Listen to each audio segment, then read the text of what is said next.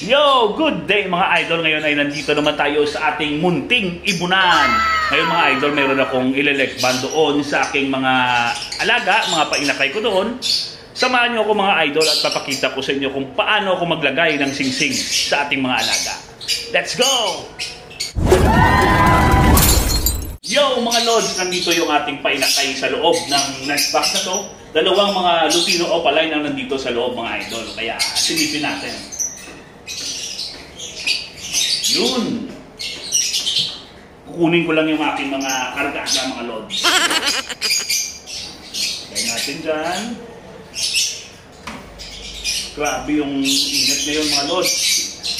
Sobra-sobra yung init. Kaya mag-ingat tayo mga lods. Inom tayo ng maraming tubig.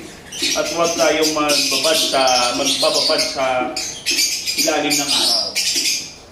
Ito na, kukunin na natin mga lods. Yun o, isang red eye mga idol, isang visual na Lutino Opaline, tapos isang green Vicino Opaline. Ayan, medyo maliit pa. Ayan, ganito ako kaliit na nagsisimula. O yan o, may iti pa. Mga lods, buenas yan mga lods. So, lalagay ko muna yan. Sanay na ako sa iti o dumi ng ibon mga lods. Minsan sa buko pa yan napupunta. Minsan sa mukha ko.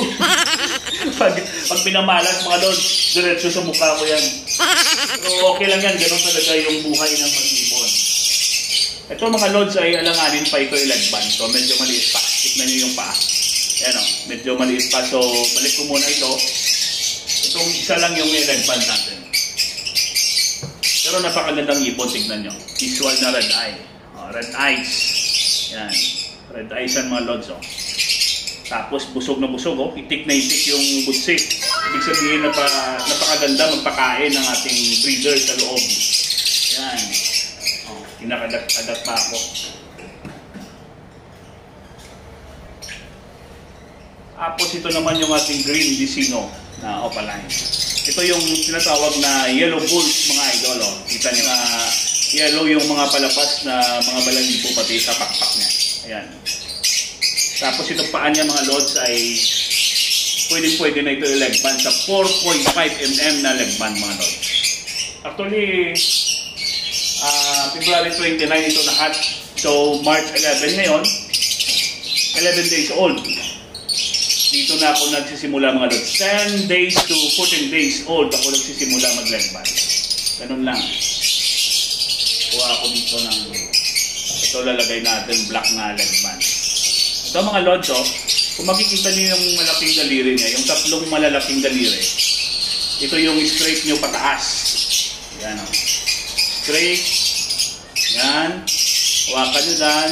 Iwan nyo itong isa, yung maliit na daliri. Tapos ilagay nyo yung legban. Yan o, napakasimple lang idol. Yan o. Lumabas na yung sa taas yung tatlong daliri niya. Tapos, hugutin nyo lang pataas. Yan. Tapos, yung naiwan na maliit na daliri nandyan, my idol. Hindi pa yan nakalabas. So, hugutin nyo pa hanggang sa makalabas. Then, boom! Ayan na. Tapos na. Leg banded na yung ipon. Yan lang kasimple mga idol. Yan o. Ganun lang kasimple leg band ng mga painakay. So, tandaan nyo mga idol 4.5 mm, nag-start ako leg band ng 10 days old hanggang 14 days old. Pag lumagpas tayo dyan mga lods, mahirapan na tayong ipasok ang 4.5 mm na leg band sa paa ng ating mga painakay mga lods. Kaya, yan. Babalik na natin po sa loob. Para hindi ma-stress mga idol. Yan.